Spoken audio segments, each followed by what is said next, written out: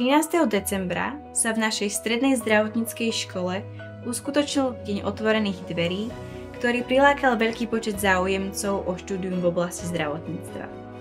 Podujatie ponúklo možnosť podrobne sa zoznámiť s našimi študijnými programami, moderným vybavením školy a metódami výučby, ktoré kladú dôraz na praktické zručnosti.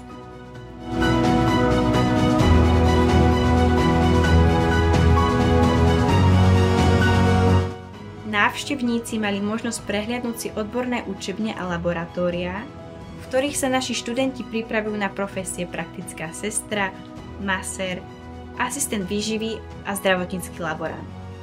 Okrem toho sa zúčastnili interaktívnych ukážok. Vďaka nim si mohli vyskúšať rôzne ošetrovateľské techniky a stimulácie, ktoré sú neoddeliteľnou súčasťou našich vzdelávacích programov.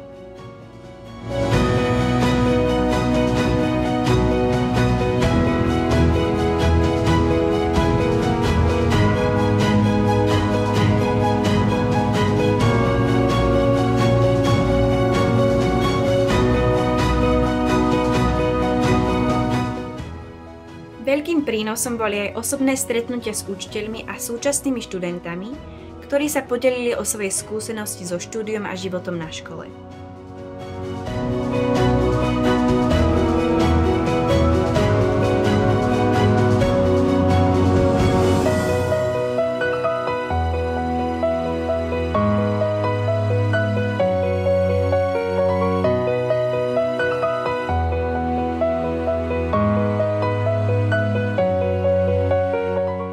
Podujatí sa zúčastnili aj bývalí absolventi a zamestnávateľia.